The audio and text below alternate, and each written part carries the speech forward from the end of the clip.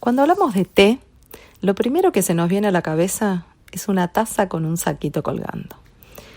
Un momento de pausa, ese instante que asociamos con calma, con refugio, con lo cotidiano. Pero el té es muchísimo más que eso. Detrás de esa taza hay un universo. Y lo que me sigue sorprendiendo, después de tantos años, es que todavía lo miramos desde un lugar demasiado limitado. Soy Marcela Klionski, fundadora de Escuela de Té Marsay y una apasionada del tea blending. Desde hace años acompaño a las personas a descubrir su propio camino del té a través de las mezclas gourmet, conectando siempre con el cuerpo y con las emociones. Te doy la bienvenida a una nueva historia. Hay algo curioso que noto desde hace tiempo. Parece que cuando hablamos de té enseguida aparecen las grietas. Y no hablo solo del mundo del té, hablo de la vida en general. Pasa algo parecido a esas frases que escuchamos todo el tiempo. Yo tomo café, yo tomo mate, yo tomo té. Como si hubiera que elegir, como si no pudiéramos disfrutar de todo. Y me hace pensar cuánto nos cuesta evitar los matices. Vivimos en un mundo que necesita definir, poner etiquetas, decir esto sí, esto no. Pero la realidad es que somos una mezcla. Eso, somos una mezcla. Nada es blanco o negro. Y el té, como la vida, se trata justamente de eso, de aprender a integrar.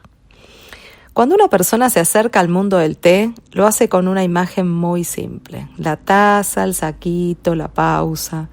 Pero detrás hay un universo enorme, lleno de procesos, variedades, aromas, formas de preparación, ceremonias, rituales, temperaturas, historias. El té tiene algo maravilloso. Se adapta, cambia, se transforma según quien lo prepara y también según lo que cada uno necesita. Por eso, cuando alguien me dice yo tomo té, le suelo preguntar ¿qué significa para vos tomar té? Porque no es lo mismo tomar un té puro que hacer un blend con flores, hojas, especias. No es lo mismo beberlo en soledad que compartirlo con alguien. Y en todas esas diferencias está la riqueza del té. El té acompaña nuestras etapas, nuestros estados de ánimo, nuestras búsquedas. Hay días en que lo que elegimos es un té negro porque necesitamos conectar con ese sabor un poco más abrigador. Otros en los que preferimos un té verde para aligerar el cuerpo, para tener más energía. Y otros en los que una tisana nos abraza dulcemente. Esa es la magia del té y de las infusiones. Puede ser pausa, puede ser un impulso, puede ser refugio, puede ser celebración. Por eso el té no es solo una costumbre, es un espejo de cómo estamos. A veces pienso que el té realmente es un espejo. El té, como la vida, no busca la perfección, busca equilibrio. Y ese equilibrio se construye en la práctica, equivocándonos, probando, sintiendo. Por eso, cuando aparece un té que no resultó ser de no tan buena calidad, ahí también estoy aprendiendo. Lo observo. ¿Qué pasó además con su licor? ¿Qué pasó con la temperatura en que lo infundí? ¿Cómo es ese té? Si es regular la hebra, si es irregular, si me dio turbidez al licor, que no se ve transparente o que no está brilloso. Y esa observación es absoluto aprendizaje. Y dentro del propio universo del té también hay grietas. Si tomas tés puros, no puedes tomar blends. Si te gusta el té negro, no te puede gustar el té verde. Si endulzas el té, no entendés nada de té. Estas frases las escucho todo el tiempo. En las experiencias con té, por ejemplo, que hago, siempre hay alguien que me pregunta, ¿y se le pone azúcar? Y mi respuesta es siempre la misma. Yo no soy quien para decirte cómo tenés que tomar algo que vas a beber vos. Puedo explicarte por qué se recomienda no endulzar, puedo contarte cómo cambia el sabor, pero la decisión es tuya. Porque lo más importante, antes que cualquier regla, es que lo que tomes te haga bien y te guste. El azúcar, ya sabemos, no es un alimento nutritivo per se, hablo del azúcar refinada. Pero también es cierto que el gusto dulce es el más primitivo, es el que nos acompaña desde que nacemos y a veces cuesta dejarlo. Por eso mi propuesta nunca es cortar de golpe. En Occidente estamos muy acostumbradas y acostumbrados a endulzar mucho, entonces es ir de a poco, probar muy de a poco, empezar a bajar ese umbral de azúcar que tenemos y a entrenar el paladar, empezar como a limpiar ese paladar y ese registro que tenemos. Cuando vas logrando eso, y mira cómo lo digo, vas logrando eso, no es de un día para el otro, nada es de un día para el otro. Cuando logras eso, empiezan a aparecer otros sabores, notas que antes no estaban, aromas. Y algo que funciona muy bien es hacer maridajes, por ejemplo.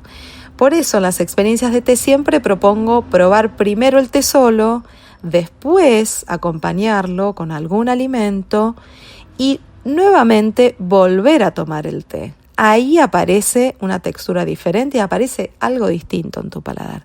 Y sucede la magia. El contraste hace que aparezcan nuevos matices. Me fascina la Camellia sinensis, esa planta que nos regala tantos tipos de té y tantas variedades. Pero también amo el tea blending, porque cuando mezclas un té con otras plantas, abrís la puerta a un nuevo universo. Flores, hojas, raíces, semillas, frutos. La naturaleza entera se vuelve parte de esa experiencia. Y ahí es donde el té empieza a dialogar con lo que lo rodea. El blend es una forma de creación. Yo amo blendear. Es una manera de conectar con las plantas y conectar con vos, con toda la energía de esas plantas. Y también es una manera de jugar, de explorar, de entrenar tus sentidos. Por eso no hay una sola forma de acercarte al té. Podés tomar tés puros, podés tomar blends de té, podés tomar tisanas, yerba mate, café, podés disfrutar de todo. Porque lo importante no es elegir una bandera, sino aprender a escuchar qué te pide tu cuerpo y qué tenés ganas, qué te gusta, hacia dónde va realmente aquello que te conecta. Y ahora pienso también, esa misma grieta también podría existir entre Oriente y Occidente. El té tiene su cuna en Oriente y eso debemos honrarlo porque fue China quien descubre esta planta sagrada y cultiva durante siglos antes de llegar a otras partes del mundo. Hoy el té es la infusión caliente más consumida del planeta y sin dudas eso se lo debemos a Oriente. Pero en Occidente también encontró su propio camino. El té llegó como una costumbre social, una pausa compartida, un ritual más cercano a la mesa, al encuentro, y ahí otra vez aparece una grieta. Como si tuviéramos que elegir entre una mirada u otra, entre lo que nos propone Oriente y lo que nos propone Occidente. A mí me pasó algo muy fuerte cuando empecé en este mundo. Yo no era fanática del té y sin embargo desde el primer momento sentí un amor profundo por todo lo que representa cuando empecé a conectar con esta planta. Recuerdo que cuando armé mi marca de blends, diseñé unas cajas preciosas que eran para algunas empresas y adentro había un librito donde contaba la historia de cada blend y algunas otras cosas más. Y recuerdo perfecto que lo primero que dije es, yo quiero poner algo que yo sentí cuando empecé con el té. Y es que el té es una bebida inclusiva, no exclusiva. Y no es solo para entendidos, sino para interesados. Esa era mi frase que la sigo diciendo, es como mi frase de cabecera, porque cuando vas descubriendo, sos una persona que por ahí no tiene idea, o sea, piensa que el té realmente es el té en saquitos, y empezás a explorar un poco y te metes, sabes que esto es infinito. Y yo sé que esto es hasta que me apague en esta vida, voy a seguir aprendiendo.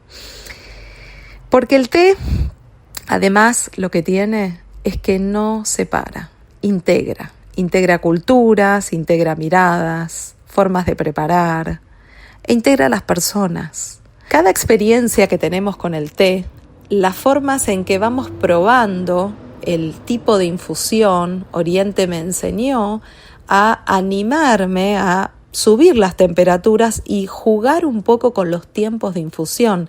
En Occidente tenemos como toda una tabla que se armó respecto de las temperaturas que tiene que tener cada color de té. Entonces decimos que el té negro, o el té negro o rojo como lo llaman en Oriente, debe tener una temperatura alta. Sí, eso siempre lo digo, porque el té negro necesita despertarse bien. Ahora bien, el té verde también podría tener una temperatura alta y no nos tenemos que asustar.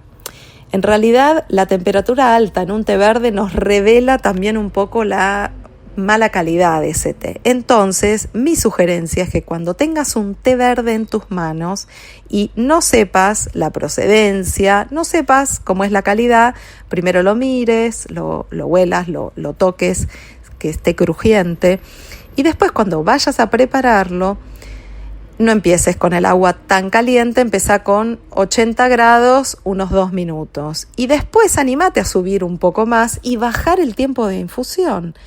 Y te hablo de 90 grados, por ahí 20-30 segundos.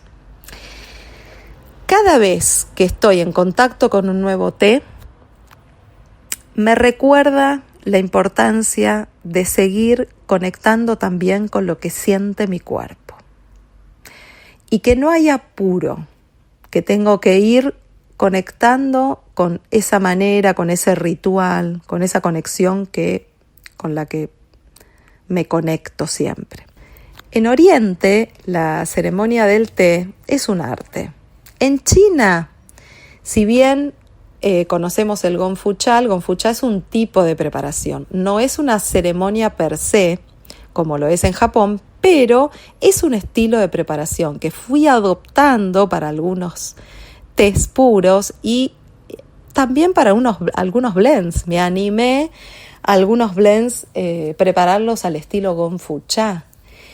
En Japón sí existe una ceremonia que es el Cha-no-yu, y es un camino espiritual. Cada movimiento expresa armonía, respeto, gratitud. Y cuando viajamos, por ejemplo, hacia el mundo oriental árabe, el té se endulza y se sirve con menta como símbolo de hospitalidad. En India, el té se sirve con leche y especias, creando el masala chai, una bebida cálida, vibrante. En Occidente, el té se transforma en pausa, un encuentro, una sobremesa, una charla, y todas esas formas son válidas, porque lo que hace sagrada una infusión no es el método, sino la intención con la que se prepara. Si hay algo que el té tiene de mágico, es que abre conversación. He visto cómo en una cata o en una experiencia, 2 personas que no se conocían terminan hablando de su infancia, de sus viajes, de sus emociones. El té desarma las defensas. Tiene esa capacidad de volvernos más auténticas, más auténticos, de bajar la voz de juicio que tenemos y los preconceptos. Por eso, cada vez que preparo una experiencia con té, pienso en eso. En crear un espacio donde lo sensorial se transforme en humano, donde una infusión sea el punto de partida para que se cree algo mucho más profundo, el encuentro. Y tal vez por eso sigo eligiendo ese camino. El té es un lenguaje vivo, un puente entre culturas, entre personas, entre momentos. Y cuanto más lo exploramos, más nos enseña. Así que si hoy tomás café, mate, té, te invito a abrirte a otras infusiones, a probar, a sentir, a dejar que el cuerpo te guíe, porque el té, más que una bebida, es una manera de estar en el mundo.